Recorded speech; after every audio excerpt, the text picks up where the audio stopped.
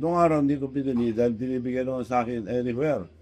Anywhere sa buong mundo, bibigyan namin sa iyo because it was declared ang Miss Universe dito, the most successful ever. 2017, Noong 16, 17, 2017, I remember. So, binibigyan sa akin, wala nang discount, sabi nila na, meron ng discount na wala nang down payment.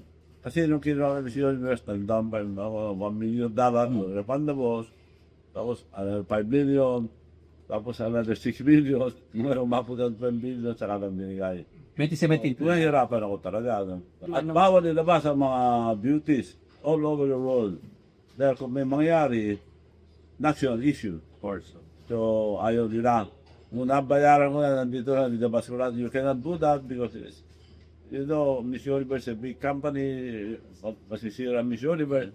No, I pay you already, I'll do anything I want. Nilabas ko lahat. Buong Pilipinas. Kaya nakilala naman ang Pilipinas dahil sa Miss Universe. And we gained, according to them, the Philippines gained around $500 million worth of media mileage. So, eto pong balak yung pag-acquire po ng Miss Universe Organization. Kumusta ba? Well, They can hear daw po. kaya Sa nga, hindi ko na, ngayon, pinasabi ko na kasi nagka-problema ang Thailand. Dito lang, hindi yata nakabayan.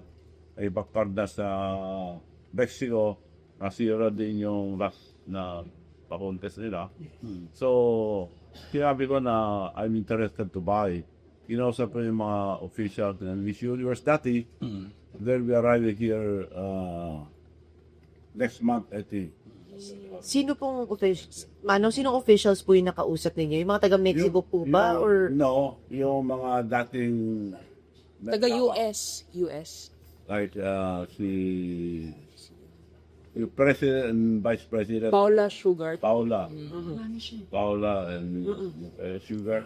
hindi ba, Involved pa retire rin na sila. Involved pa rin sila, Manong Chad. Kaya nga sila, una kinunta ko to talk to them kung for sale and like to buy that. So, parang middleman, ganyan. Parang sila pola yung kasi parang nag-retire na po ata siya. Decision. Let's see lang sa akin dyan. Yeah. Pero Ma'am Chavit, meron na bang napag-usapan o may nabanggit ba sila sa iyo na figures? Wala pa. Wala pa. Pero ikaw, ready ka kahit ano pang figures yan? Yes, if the price is right. Aha. Walang businessman na kumuha ang Miss Universe, not even the government. Lugi. So, ito, Ito pinagpaalam po noon kay President Duterte, kukunin yung Miss Universe. Maganda yan, pero kung hindi ka makatulong, walang perang gobyerno, bangkak sabi niya. Yeah, Ako yung bangin kasi kinahati ako. Nabalitaan niyo po ba yung mga yung mga mangyayari sa Miss Universe Organization? Yun nga. Yung mga yung gulo. Nasira sila sa Thailand, nasira na naman sila sa Mexico. Mexico, dahil binintangan sila na may hindi yung judge, parang nabili or something. So, sirang-sira. So, ako bili ko na lang. So, tinalo ko Kila Paula. Karapola, at pupunta sila dito. Sino pong papayagan ngayon na mangyari dito sa Philippines in case mo na ma-acquire? Well, Mga ganun po we'll balance it as like po at pag-manage namin na very successful.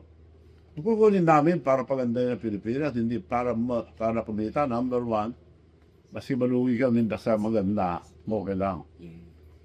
May mga partners ba daw kayo? Manong Chad. Saka siguro, Ever. may partners tayo.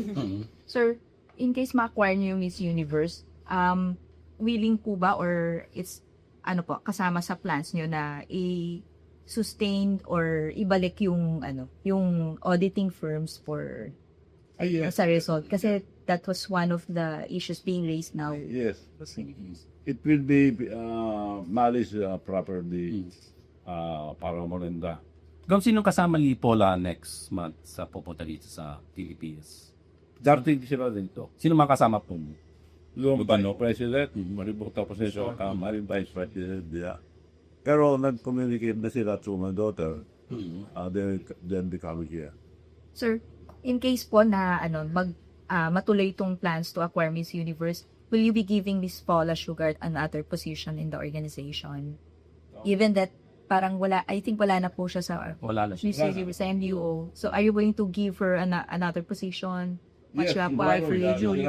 Sanay dyan eh. Apo. Siyang So, she will be back tunay na leaders can very successful. Ano yung price na tinitingnan natin dyan? Yung sinasabi niya kay Paya, meron ka mong figures o Or estimate? Estimate na yun. Wala pa. Wala pa. Mahal. Ano na lang yung ceiling, yung nyo, threshold nyo sa pagbili? Like, kung lumagpas ng ganito, hindi ka na interesado. Anong budget nyo? Kung Well, wala naman dahil nga before I decided, willing naman ako malugi dyan eh. Kasi maganda sa ating bansa. Habang may pera ako, gusto kong bilhin.